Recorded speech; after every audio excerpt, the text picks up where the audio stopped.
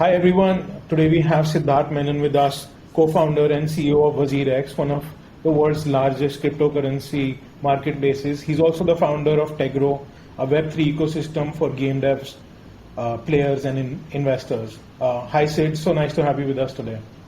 Thanks man, thanks for having me here. Very excited about today. Awesome. So what are your thoughts on the current market situation and the growth of cryptocurrency, Web3, NFTs? Specifically, let's start from India. I think, for this to happen, right, you just need to go back in 2017, 2015, and you just compare from that. Things have changed drastically. Markets have expanded. Now, at least my mom and my grandfather, they talk about Bitcoin or crypto. They at least ask that question, right? There was a time that when you talk about Bitcoin, nobody knows about it. It's very cryptic in nature. So there is an expansion in the market of awareness in the market in general, and especially also in India, down to the remote places in India. Even for WazirX, we have tier 3 to 4 being more active than actually tier 1, which was quite surprising for us as well, right? So the awareness is important, which is happening, which is spreading.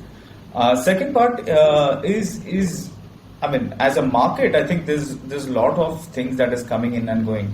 Especially the fact that we had a very nice DeFi era to getting into the NFT era. And NFT, the best part about NFT was the use cases of NFT was something that people could understand, right? Bitcoin, Ethereum is a very complex concept for people to understand, but NFT was very simple. It's like, hey, sell your art or sell something.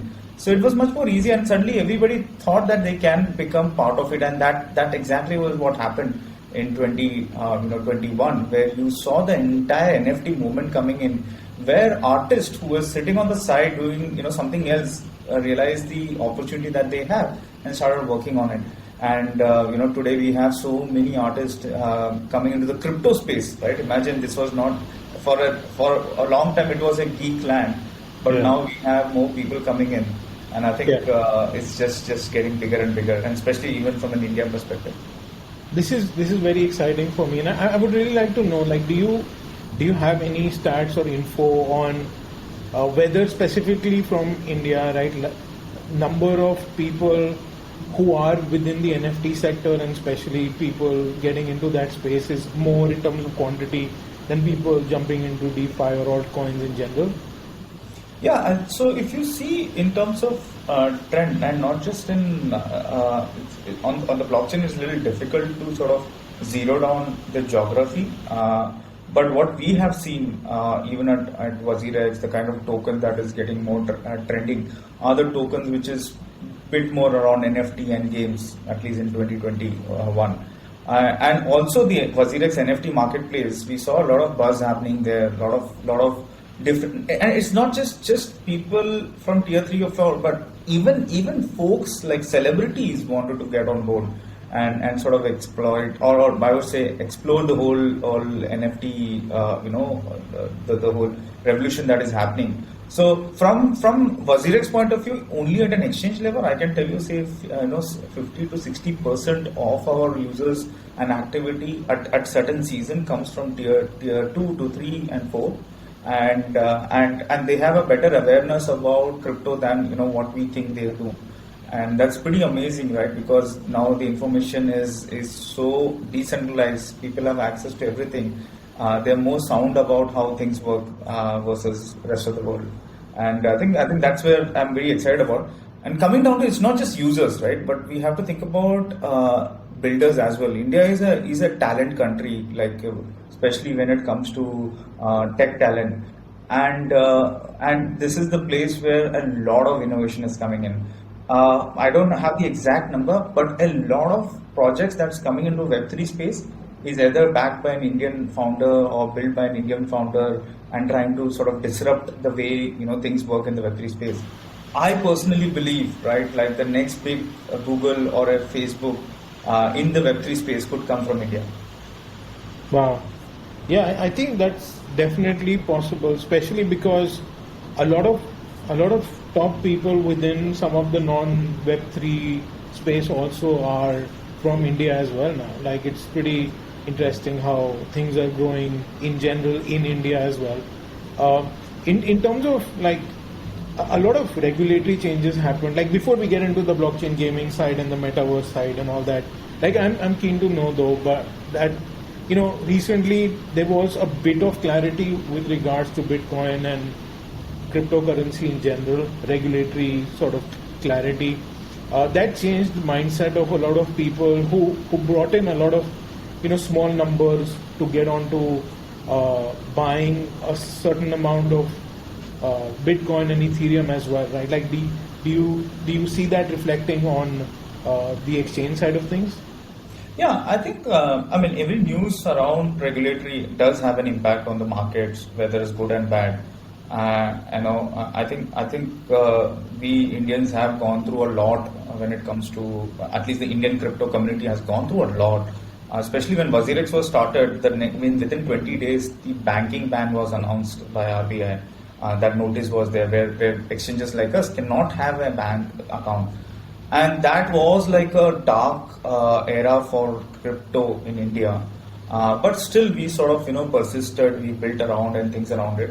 And sort of now we have gotten over a phase where we are saying, hey, these things will happen. I accepted the fact that, regulations don't change overnight. It takes time because these things have been built for a purpose since years and years and years. And suddenly when a new purpose comes in, it may not directly fit very well with what we have existingly. But I'm very I'm happy that, government is also sort of, very open to learning about it, understanding it, but not necessarily change it on day one, right? Everything has to be sort of experimented out so that you have this and that. Sometimes it is too strict, sometimes it is too bad. But, and based on how the news has gone, we definitely see a lot of action happening, people getting scared or people getting very optimistic. But in general, I would say, the crypto community of India is far, far resilient to these things. They're far more optimistic about it. The kind of things that we have gone through, I don't think so any other country has gone through that. I think lastly on this subject, like there was a bit of a misconception regarding 27% taxation on crypto trading, and I kind of felt that taxation was something to do with the fees on trading, right? So can you clarify what happened there recently? So there's a lot of turmoil happening there, in fact, and there's a lot of clarity that everybody's seeking through. But from what I understand, is very simple at this point, where there is a tax law that is on profit. Previously, it was on a total P&L, but now the tax laws are more specifically to the asset that you purchase. So you cannot offset it with some other asset, right? So if you made, say, 100 rupees profit, but loss in 100 rupees or 200 rupees loss in something else, you cannot offset your the losses there. So you still have to pay your tax for the $100. So I think these are little the scheme is not so friendly for a country like India, especially if you want to sort of develop this ecosystem, especially if Web3 is the future. Can India be part of it? When you look at all the dots, these are not very good, but also at least we are not 0 and 1, right? At least, just few years back, there was a complete discussion about doing a complete ban versus today we are trying to figure out what's the fine tune behind it, right? So yeah, I know that it's still really bad for all of us to sort of, suffer that, high taxation, which basically, discourage us to sort of trade in multiple assets. But at the same time, it's not that bad compared to how it was. So I think, government has to figure this out. This same thing has happened in the, when drones were new in India. We did not know how to regulate it. It's a new technology.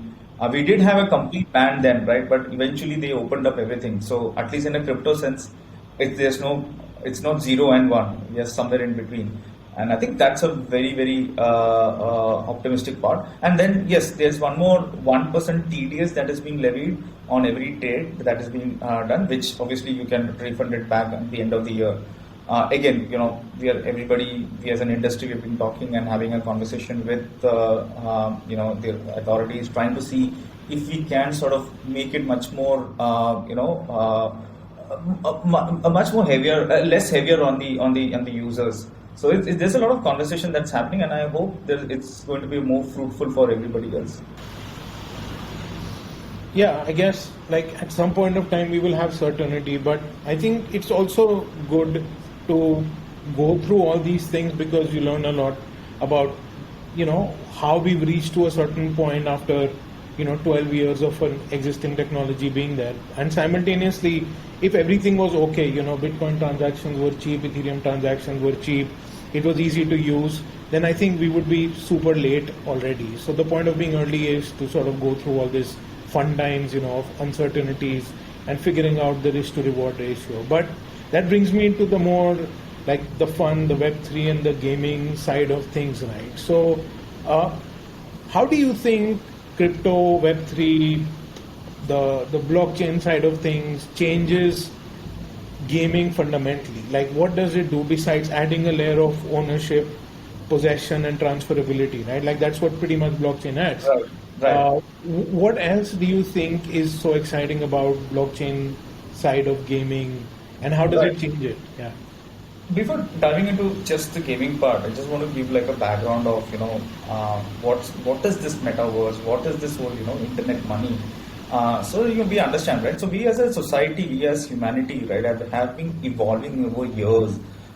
We started from village, then the village became bigger, it became a city. And then we had a city governance, then it became a kingdom, then we had a kingdom governance, kingdom currency, everything around it. Then finally it became a country, right? So every stage we are also expanding ourselves as a unit. But with the internet, something amazing that has happened, right? We have now sort of creating this super nation which is across the border, right? When I'm communicating with somebody on the other side, we can be anywhere in the world, right? And we are sort of sharing the space and time with everybody else. And people are getting real things done. People are sharing real stories with them. People are making real friends online. So there is this whole internet digital world that we have created, which is across all the boundaries that we already have created in the past.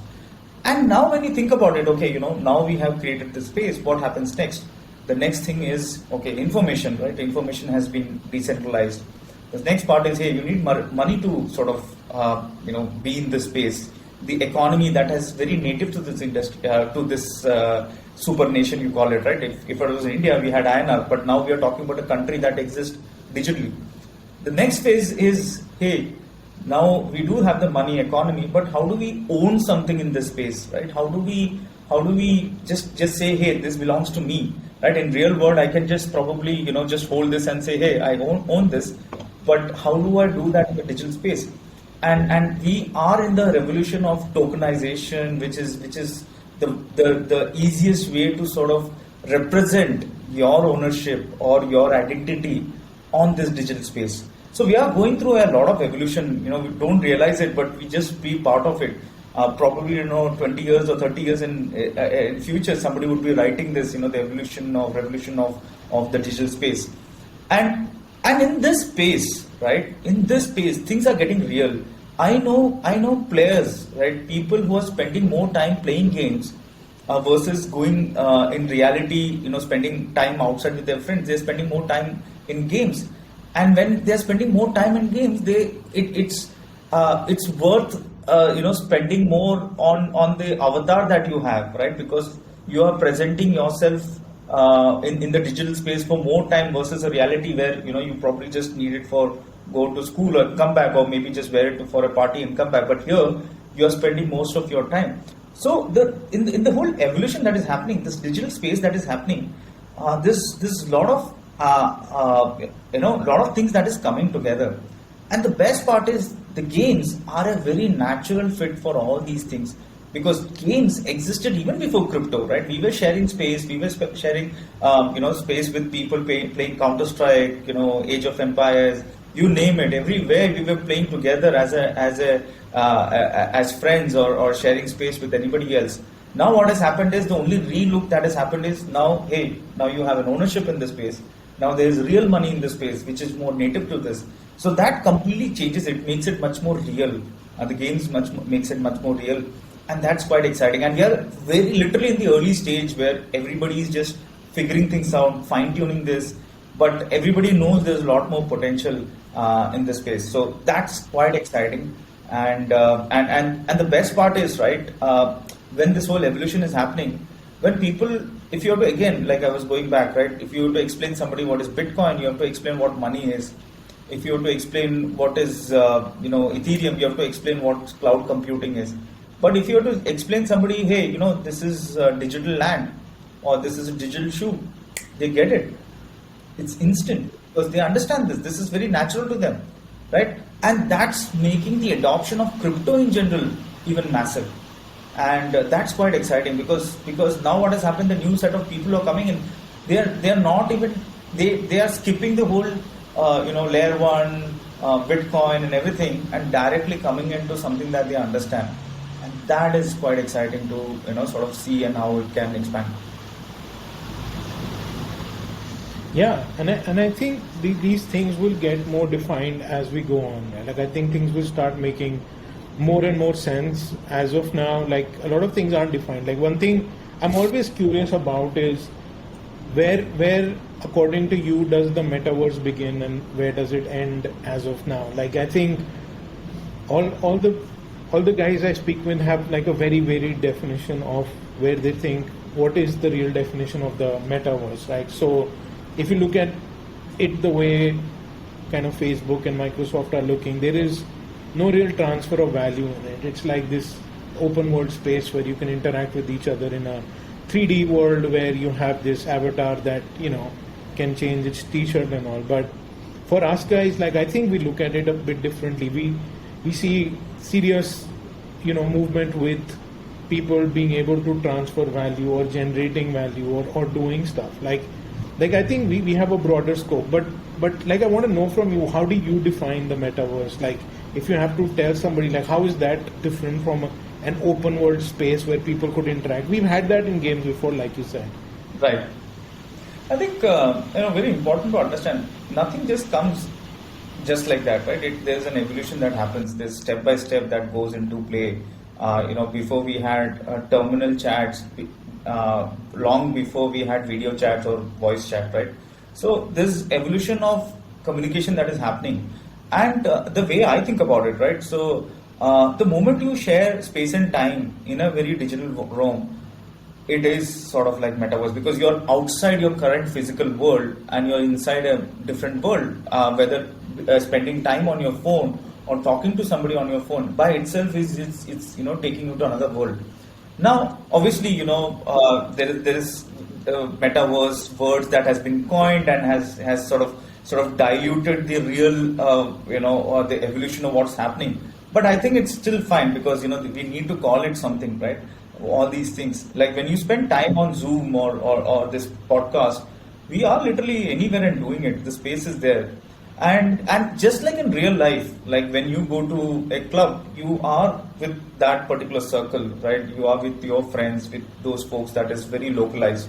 And if you go to another club or any other place, maybe if you are into music, you meet artists, you are within them. So you as a person also have different social circle or physical circles that you go to. Your house is different, your office is different, everything is different.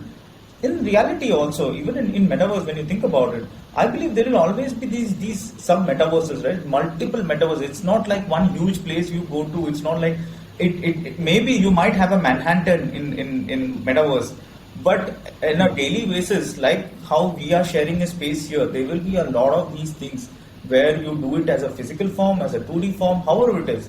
It's just the medium that is changing, but the definition still remains where you are sharing space and time with somebody.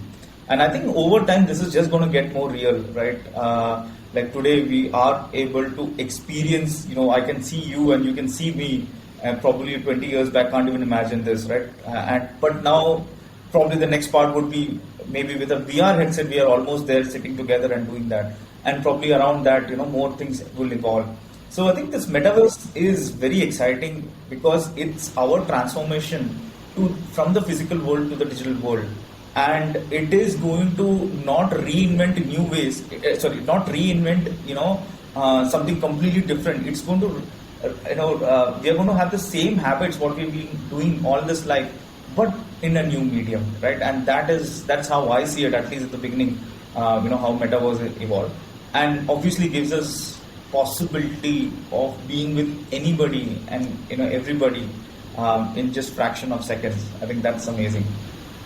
Yeah, interesting. So you have a pretty broad scope definition of metaverse, and I think it's pretty interesting to know, like, people within the same sphere kind of have different scopes of where it is. Like for you, it begins with sort of, even a Zoom call or a WhatsApp begins the metaverse, and it ends at like a VR with, like, with your senses being a part of the world, right? And that's Right. pretty huge as a scope. And I think it'll be interesting to see how we define it in a couple of years from now. So I end up asking this question pretty often as well. Then, in terms of like what we have currently with blockchain gaming and stuff, right? Like a lot of things tend to have existing practices of popular games and things that have been done repeated over time with new games. Like if there is a bad practice in terms of tokenomics, bad practice in terms of utility or whatever have you, then it gets repeated when another game tries to do something with it, because like at the end of the day, tokenomics and token utility and use cases and the Web3 side of things is what is not very well defined, right? Like I think the Web2 has come to a saturation where good and bad practices are pretty well defined as of now. So before I ask you about like where do you see the space 2 to 5 years from now, where do you think we are now? Like what have we developed in blockchain gaming and the NFT side? What exists now, and what can people build on and do at this moment? Right. I think so the blockchain gaming is still not new, in the sense we saw blockchain gaming in 2018 as well, right? So I was part of some of the games, invested in games, lost money, but there's a lot of learning from that. So what happened also back then, what's happening even now, is a lot of these games are coming from Web 2 to Web 3, and Web 2 games, if you think about it or you try to understand that, is built around a singular economy, that is the developer and the player. So it's more like, I call it the shop model, or it's a very isolated economy, right? It doesn't. So if I buy too much of a gun, doesn't affect somebody else, right? The price is only changing for me probably if I buy too much of guns. So there's no shared data or ledger between the different users. So people don't know what's the total supply of a gun or whatever.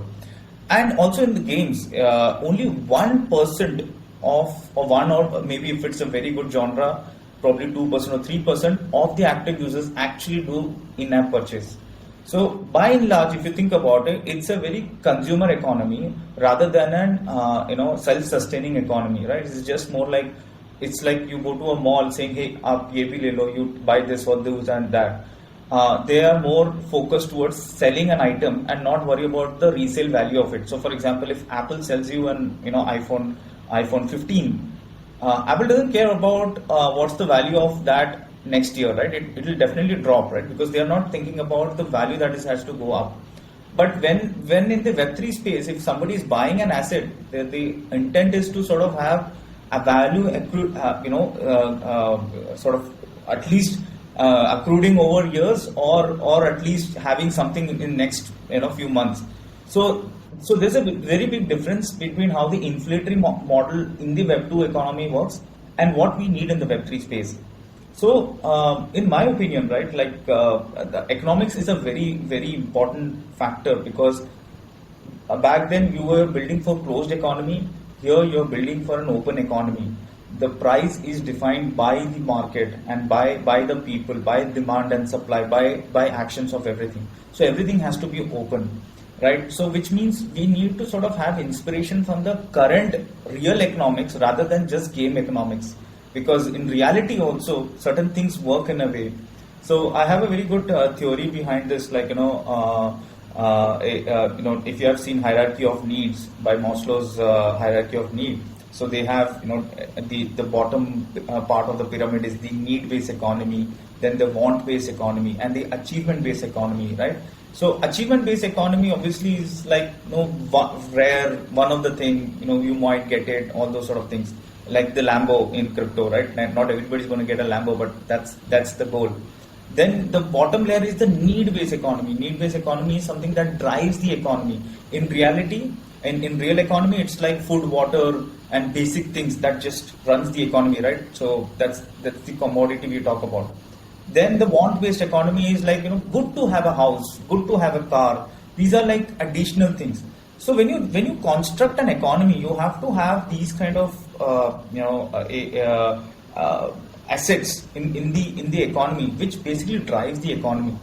And very sadly, you see the Web2 guys who coming into Web3 space are only focusing on the top part, which is the collectible layers, which does not hold value too much, as in when the market grows or goes into a different cycle. So, and our effort is to sort of, make sure, can we bring in these templates, open source economy templates, and this is all based on our learning and experiment. Okay, so I've been working with games since 2018. They crashed.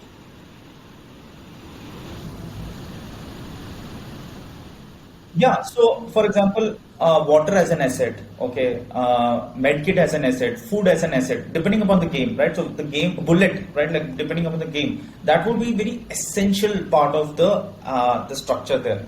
Then probably good to have is like, farm based, like say farm is, you can own a farm. So in reality, not everybody owns a farm, but they can work at a farm, right? You can work at as wages, like at a place. Not everybody owns a factory, but you can work at a factory. So you'll understand, not everybody has to own a factory. So there are three types of economy. So producer economy, consumer economy, and service economy. These are fundamentals. Okay, there are obviously more, but I'm talking about the bare big verticals, right? So how do you have these together? So you will think, hey, the asset has gone expensive, so I can't play the game, which means the game has not been designed for the want-based economy, right? So if you build a game around want-based economy, you have the whole service economy coming in. I might be nerding out right now, but just trying to simplify this, right? Is that the economy is the heart of Web3 games, and this has to be literally being seriously looked into and seriously being approached and built around it. And like for example, I am actually against a token model in a game, like you have a currency and a DAO token. These are not needed in a game, because you don't need another currency within your own game, because I might as well trade with USDT or a BTC or a Ether, which is far more liquid than my token. So there's a lot of misconception. I totally feel you on that, right? Because it's like we have a utility token and we have a governance token, and then we have like this other token which is like the in-game token, and then 4 sets of NFT, and then a DAO token, whatever that is. So I totally hear you, and that complicates things. Like if a country's macroeconomy can run on one token, then why does your microeconomy need like 2 of them? Like it makes absolutely very little sense. Like I think games should be sharing. I think games should be sharing and building things together and kind of working absolutely building strong economies together. And I think one of the things that excited me most about the coming of blockchain gaming back in 17-18, when sort of these things were very conceptual at that point of time, was the fact that I thought composability will play a very strong part with the development side of things, right? Like and like you rightly mentioned, right? It's not just economics, but like the way I thought about things would play out is that in the current gaming ecosystem, if a developer makes a game and sells some items, people aren't very excited to buy it, simply because if they buy it, there is no way for them to sell it. And the second thing is that because of lack of composability, if the game doesn't do well, or if the game developer comes out with the version 2, it cannot carry forward the same community base that he's built for the first game onto the second game, because he's given utility within it. And that concept personally fascinated me quite a bit. But we're seeing a lot of greediness within the market, in my opinion, that people just come up with new sets of NFTs for every second thing that they're trying to do, and there is major lack of much composability within the ecosystem. And anybody who's trying to do that, they're just trying to do with a little bit of a hype and partnership. Like, when do you think these ideas will play out in reality, or will they ever become like strong ideas? Absolutely. I mean, in fact, we are working with games who are now focusing on these things. Like I said, the fungibility is very important, and non-fungibility. Games are, everybody thinks, okay, blockchain game, NFT. No, blockchain games have to redefine, where we are talking about more fungibility and less of NFT. Just like real economics, right? You have more of apartments and less of bungalows or villas. Why? Because apartments are much more fungible. So every economy has its own design, and we are trying to sort of push that to a lot more people. We have Mark Skagg, creator of Farmville, who is now coming on board and becoming a bigger contributor in the Tegronomics, the open source economy that we are building, to sort of evangelize this thought to a lot more Web3 game developers, so that we build it responsibly. Because what we have to understand is whatever we are building today. That what are you? Like, I'm sorry, this start, like your answer is a little midway here. Can you give me a bit of brief of what Tegro is really trying to do? Just make it simple for me to understand. Yes. So Tegro is nothing but is just an exchange where you can buy and sell crypto game assets. As simple as that, right? That's how we started, and that's how we're going to do. But it's focusing on the more fungible side of assets, because that's the bigger play from an economics point of view. Sadly, not every game is in the fungible side, right? Everybody's trying to sell NFT and everything around it. So what we have done is we have created an open source, a movement and a non-profit movement, where we are putting our learnings into an open source model, so that Web3 game developers can learn from that and adapt those economic models.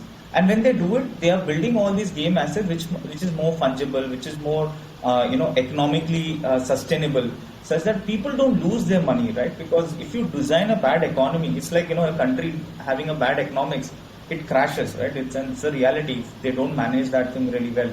So our goal is to how do we get more games more sustainable, and obviously when they have these assets, this is the place to trade.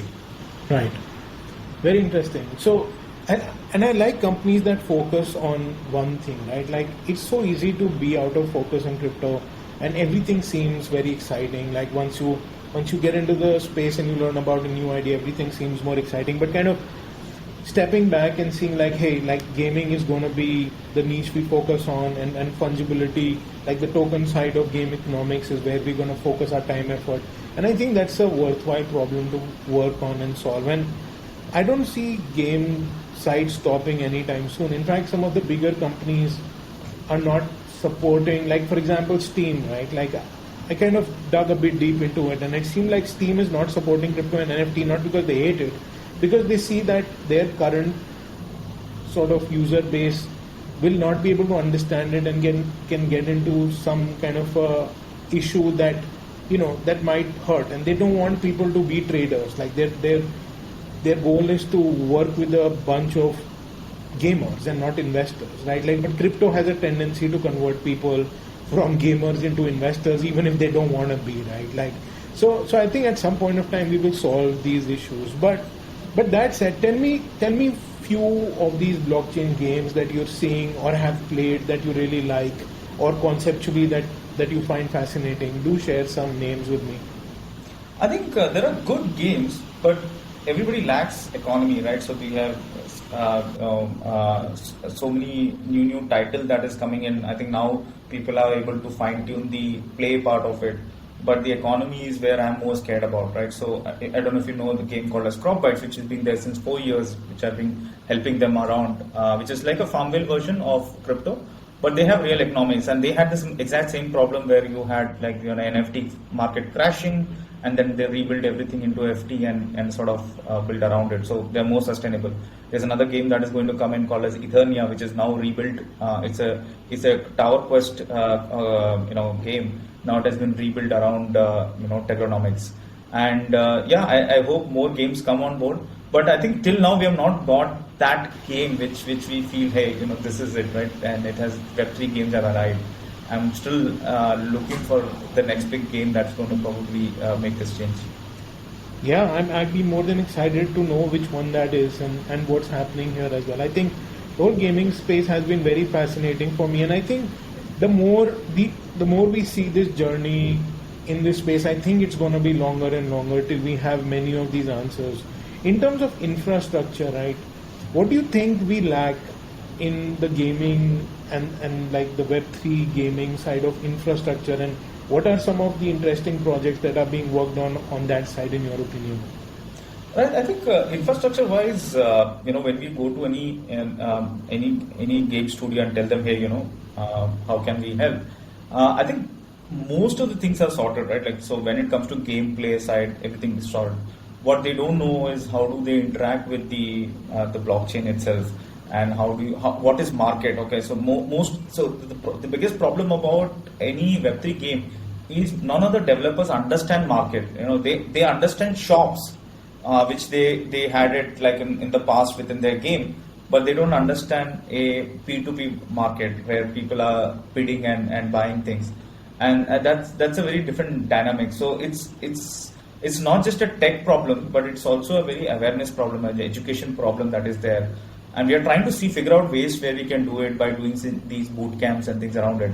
But in general, I think there's a lot of infrastructure that is being built, SDKs now being built, even we are building one, where we are getting all the Web2 features like voice chat, multiplayer networking infrastructure, social infrastructure that is needed within the game because, you do this.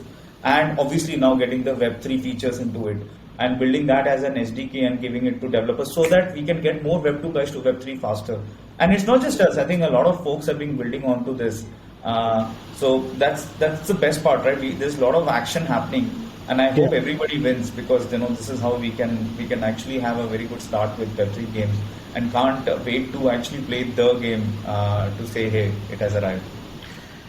I think patience is the name of the game in crypto any which way. So this SDK that you're building, right? Is this on a specific chain or is it open source? Yeah. So this is a very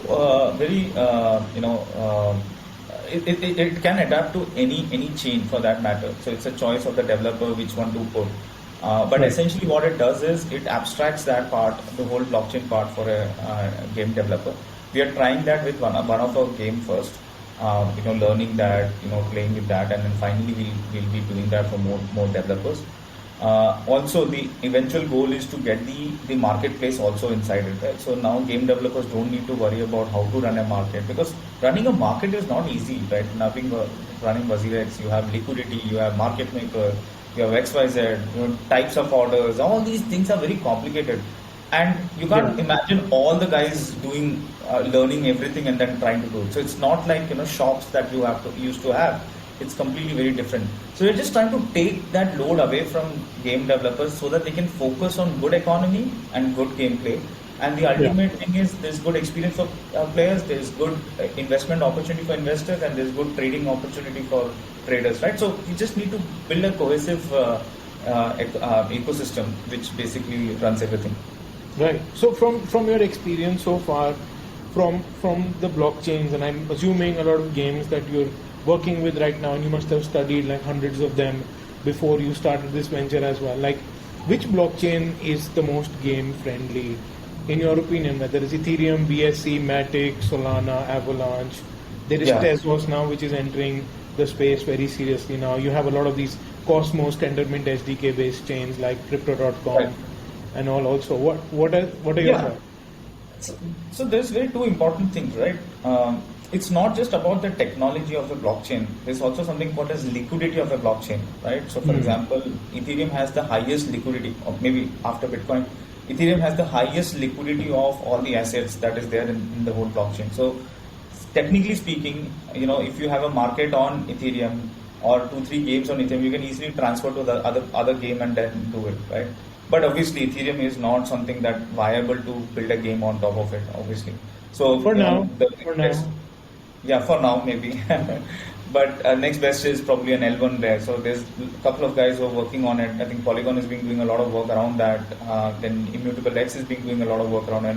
And when we talk to developers, they're also trying to figure this out. So it has not, we have still not reached an achievement where we say, hey, this blockchain is the best. Every blockchain is trying to solve this. Immutable X is also solving the liquidity issue by sort of, sourcing that from the main chain, from Ethereum itself. So everybody's trying. Solana is more about speed, so that you can do more commits in the space on the space. So depending upon the game that you're playing, so everybody is doing it. I would not. It's too early to say this one is the winner or this one is popular. It's also very seasonal. So 3 months back when I was talking to folks, they were all on Solana. Now when I'm talking to folks, they're all on Polygon. So I don't know. Like it's still too early to say spot the trend and say this is it. Which one do you recommend? That's my question. I think as a developer, you should be very agnostic, not worry too much about it. But I think right. Closely, till now, we've been more close with Polygon. I think they are the ones who have the highest liquidity in terms of assets that's there. So, even if your token has to be, say, traded with, say, Ether or something else within that chain. So the liquidity is there to sort of do that trade as well, right? So it's much more convenient as of now, and I think they also have a very strong roadmap, folks behind it who's sort of doing it. But then again, right? Everybody is sort of working towards this, and they have a head start of starting early. So they've seen almost the bad 200 games on Polygon already. Last I checked, right? And a lot of new ones coming up, and I think that number isn't small for the amount of games we have in the, games which have released and are doing stuff in the market right now. It's not like that a crazy amount of number, but I think that's going to go up, and I think a lot of studios and marketplaces and, things are being worked on that it will get more and more exciting, and I think there is a first mover advantage here for anybody who tries to focus on the niche environment side of things. So now, besides maybe WRX, BNB, Matic, and possibly Ethereum, what are your favorite altcoins, and what kind of projects do you like? Like name 4 of your favorite altcoins. No, I don't have my favorites. I don't have any bias for anybody. I think everybody is doing a great job. You need to comment to. What was the last coin you bought? I think I'm a big Azuki fan, and not because of the money. Right. It's more NFT these days. I just bought them. So yeah, but that's personal. So don't buy into it because it's not for the money that I bought. So yeah. No, just curious to know where you see value in, and I think the community is smart enough to analyze their own stuff. What are your thoughts on ApeCoin? ApeCoin, yes. I mean, obviously, I'm also a big proponent of. I'm really hoping to see them develop a very good economics for the game. We are also trying to see if we can help them in any way possible. So, if that works out really well, I think that's definitely something. But again, not a financial advice. Things can tank anytime. So. I think at $6, it has tanked quite a bit from its previous all-time high. But I think everything has. These things happen, right? Like at the end of the day, I like these quiet bear markets. It gives us enough time to build and work on stuff, and you also find out who are the right people in the space and who are just noisemakers. So I think it's been pretty good. Like the bear market time's been pretty interesting all the time. Like I think we were all part of that prolonged bear market from 18, 19, 20, and pretty much beginning of 21. Before things started to really, show its all the development which is happening and all the people getting into it, and then the richest man bought Bitcoin, and I think that was pretty cool as well. Before we end this, is there anything you want to say to the community? Anything you want to talk about? I think I'm very glad that people are taking time to sort of build their awareness, watching these kind of content, because it's the knowledge that's your primary weapon towards learning about anything new, especially in this space. So there was a time that people would ask their friend, "Kya kharidu, what to buy," and then they go and buy. versus now they're learning about a subject topic and then trying to think about what to do. So I think that analysis and paralysis is very important for you, everybody to do it. Keep doing it, and I think we'll all grow and hope to see all of you grow too.